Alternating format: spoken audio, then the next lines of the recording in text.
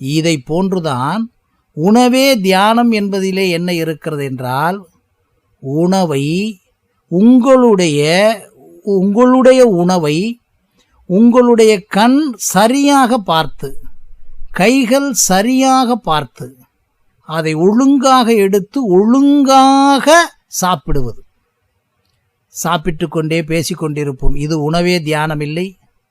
சாப்பாடு என்பது ஒரு பக்கம் இருக்கும், நாம் பேசிக்கொண்டு முடித்த பிறகு சாப்பிடுவோம், அல்லது பேசி சிரித்து கொண்டே சாப்பிடுவோம், அல்லது சாப்பிட்டு பேசி முடித்துவிட்டு பிறகு விட்டோமா என்ற சிந்தனைக்கு கூட வந்து விடுவோம்.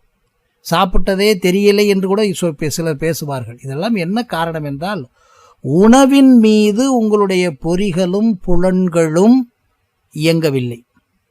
ஆக ஒரு உணவை சாப்பிடும்போது முழுமையாக பொறிகளும் புலன்களும் அதிலே இருக்க வேண்டும் என்பதை கவனித்து கொள்ள வேண்டும். இரண்டாவது, நாம் சுவைத்து சாப்பிடும்போது, அதாவது அங்கே புலன்களாக நமக்கு பயன்படக்கூடிய ஒரு கருவி நாக்கு. அந்த நாக்கில் சரியாக சுவைத்து சாப்பிட்டோம் என்றால் அந்த உணவு தியானமாக ஆக்கப்படும். ஆக ஒரு உணவு முழுமையாக பொறிகளினாலும் புலன்களினாலும் ஒருமைப்பட்டு எடுத்து நாம் சுவைக்கும் போது அந்த உணவில் இருக்கக்கூடிய உண்மையான சக்தி, தட் இஸ் கால்டு எனர்ஜி, முழுமையாக அந்த உடலுக்குள்ளே செல்லும் வாய்ப்பு இருக்கிறது. இதுதான் உணவே தியானம். இரண்டாவது, உடலையே உண்மை சொத்தாக கருத வேண்டும். இந்த உடல் பருமனுக்கு நாம் சொல்ல வேண்டிய முக்கியமான விஷயம், நம்முடைய உடல்தான் நம்மளுடைய உண்மையான ப்ராப்பர்ட்டி என்பதை எத்தனை பேர் புரிந்து கொண்டிருக்கிறோம் என்பதை பாருங்கள். வீடு கட்டியிருப்போம், அது பெரிய ப்ராப்பர்ட்டி. கார் வைத்திருப்போம், அது பெரிய ப்ராப்பர்ட்டி. வங்கிகளில் கணக்கு வைத்திருப்போம், அதெல்லாம் ப்ராப்பர்ட்டி. உடல்தான் என்னுடைய உண்மையான சொத்து என்று நிறைய சித்தர்களெல்லாம் கூறியிருக்கிறார்கள். உடலை ஒரு காலத்தில் ஊனம் என்று அறிந்தேன், இப்பொழுது உடலின் உள்ளே உருபொருள் கண்டேன், அதனால் உடலை வளர்த்தேனே உயிர் வளர்த்தேனே என்றெல்லாம் இப்பொழுது நமக்கு பலருடைய நெறிகள் இருந்தாலும் கூட அதையெல்லாம் நாம் பயன்படுத்துவதில்லை. ஆனால் உண்மையிலே என்ன தெரியுமா, இந்த உடல்தான் இறுதியான உறுதியான நம்மோடு இருக்கக்கூடிய ப்ராப்பர்ட்டி என்பதை தினந்தோறும், அதைத்தான் சொல்கிறோம், உடலே உண்மையான சக்தி, உடலே உண்மையான சொத்து என்று நாம் சாண்டிங் பண்ண வேண்டும். இதைத்தான் மந்திரமாக உச்சரிக்க சொல்லுகிறோம். இதை மந்திரமாக உச்சரிப்பது என்ன என்றால், தினந்தோறும் காலையில் எழுந்தவுடன் எதையெல்லாம் நாம் அலைபேசிகளில் தொலைக்காட்சிகளில் பல்வேறு நிகழ்ச்சிகளை பார்ப்பது போல கேட்பது போல காலையில் எழுந்தவுடன் படுக்கையில் இருந்து கொண்டே இதை சாண்டிங் பண்ணுங்கள். அப்போ என்னன்னு கேட்பீங்க, இந்த மாதிரி உடலே உண்மையான ப்ராப்பர்ட்டி என்று சாண்டிங் பண்ணால் எனக்கு என்ன அறிவியல் பூர்வமான எனக்கு என்ன பலன்? இதைத்தான் முக்கியமாக புரிஞ்சுக்கணும். நீங்கள் சாதாரணமாக ஒரு விஷயத்தை தொடர்ந்து உச்சாடனம் பண்ணுவதற்கு உங்களுக்கு பயிற்சி கொடுத்து பழகினாலே மூளையில் பதிந்து அதன் மீது ஒரு கவனம் வரும்.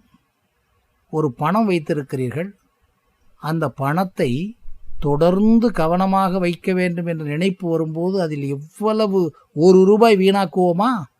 இதை போன்று காலையில் எழுந்தவுடன் இதை மந்திரம் மாதிரி உச்சாரணம் பண்ணிக்கொண்டே இருந்தால் உங்களுடைய மூளையில் பதிய தானாகவே அட்டோனமஸ் நர்வஸ் சிஸ்டம் என்று கூறுகிறார்கள் மருத்துவத்தில்.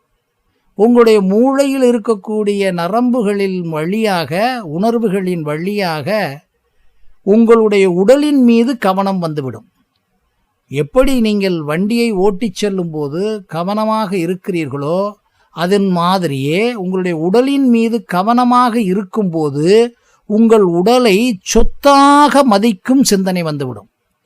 எப்பொழுதெல்லாம் உங்களிடம் இருக்கக்கூடிய ஒவ்வொன்றையும் சொத்தாக மதிக்கிறீர்களோ, கவனப்படுகிறீர்களோ, அதன் மீது மிகப்பெரிய பாதுகாப்பு தன்மையும் வந்துவிடும். உங்களுடைய ப்ராப்பர்ட்டி ஆகிய சொத்தை வேறு எந்த விதமான இல்லியூஷனல் ஃபோக்கஸுக்கும் ஆக்கிவிடாமல். சிலர் என்ன கூறுவார்கள், நான் மது அருந்துகிறேன், கொஞ்சம் ரிலாக்ஸேஷன் என்று கூறுவார்கள். அப்பொழுது உடலை மறந்து விடுகிறார்கள். மது என்பது உங்களுடைய உள்ளுக்குள் இருக்கக்கூடிய ஒரு பொல்யூட்டட் எனர்ஜி என்பதை உருவாக்கக்கூடிய ஒரு ஸ்டிமுலி தான் அது. அது எத்தனை பேர் புரிந்து கொண்டிருக்கிறோம்?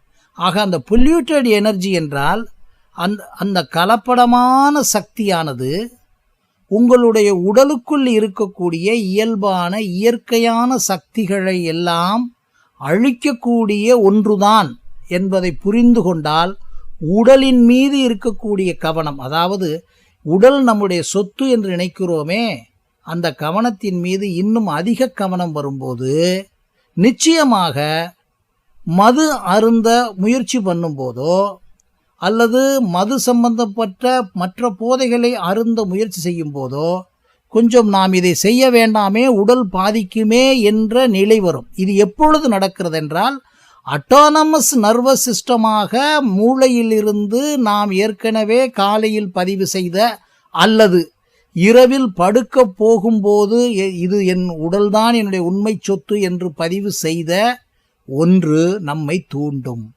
ஆகவே உடலே உண்மை சொத்தாக தொடர்ந்து சிந்தித்து கொண்டிருந்தால், அதாவது நேரம் கிடைக்கும்போது, படுக்கும்போது அல்லது தியானம் செய்யும்போது அல்லது காலையில் எழும்போது உங்களுக்கு நிச்சயமாக இந்த விஷயங்களில் இருந்து தப்பிப்பதற்கு வாய்ப்பு இருக்கு. மூன்றாவதாக, கவலையே கடும் கொழுப்பு என்பதை மிக முக்கியமாக புரிந்து கொள்ள வேண்டும். இன்றைக்கு கலிஃபோர்னியா, அதாவது யுஎஸ்ஏவிலிருந்து ஒரு மாபெரும் ஆய்வு வந்திருக்கிறது. ஒரு கொழுப்பு உருவாவதற்கு உணவு மட்டும்தான் என்று நினைத்து கொண்டிருக்கிறார்கள் பலர். மிகப்பெரிய அறிவாளிகளுக்கு இது தெரியும். ஆனால் கவலை இருந்தாலே கொழுப்பு உருவாகிறது என்பது எத்தனை பேருக்கு தெரியும்? கவலை என்பது என்ன? ஒரு மனிதனுக்கு ஒரு டிப்ரெஷன் வந்தவுடன், மன அழுத்தம் வந்தவுடன், மனச்சோர்வு வந்தவுடன், மன உளைச்சல் வந்தவுடன் அவனுக்கு கவலை வருகிறது. ஆனால் இந்த கவலை வரும்போது அவனுக்கு இன்னொரு விஷயம் அவனுக்குள்ளே நடந்து கொண்டிருக்கிறது என்பது அவனுக்கு தெரியவில்லை. அதாவது இவனுடைய கவலையானது இவனுடைய உடலுக்குள் அல்லது மனதிற்குள் சங்கடப்படுத்துமே என்று மட்டுமே நினைக்கின்றானே ஒழிய அது கொழுப்பாக கன்வெர்ட் ஆகிறது என்பது ஆய்வுகள் கூறுகின்றன. அதாவது அந்த டிப்ரெஷன் என்பது அந்த எண்ணங்களை எல்லாம் சுருக்கி அனாவசியப்படுத்தி உடலில் இருக்கக்கூடிய சக்திகளை எல்லாம், அதாவது இயற்கையான சக்திகளை எல்லாம் கொழுப்பாக மாற்றிவிடுகிறது. அப்போ கொழுப்பாக மாற்றப்படும் போது, கவலை கொழுப்பாக மாற்றப்படும் போது, கவலையாகிய எண்ணம் கொழுப்பாக மாற்றப்படும் போது நமக்கு என்ன ஏற்படுகிறது? நமக்கு ஒபிசிட்டி ஏற்படுகிறது, ஹார்ட் அட்டாக் ஏற்படுகிறது, பிளட் ப்ரெஷர் ஏற்படுகிறது. அதனால் தான் சொல்கின்றோம், கவலைப்பட வேண்டாம் என்று கொள்வதை காட்டிலும் கவலையும் கொழுப்பாக மாறுகிறது என்ற டிப்ஸ் சரியாக புரிந்து கொள்ள வேண்டும். ஆக கவலைப்படாமல் இருக்க முடியுமா என்று சிலர் கேட்கலாம். கவலை வரும், ஆனால் கவலையும் கொழுப்பாக மாறுமே என்ற ஒரு சிந்தனையை பதிந்து கொள்ளுங்கள்.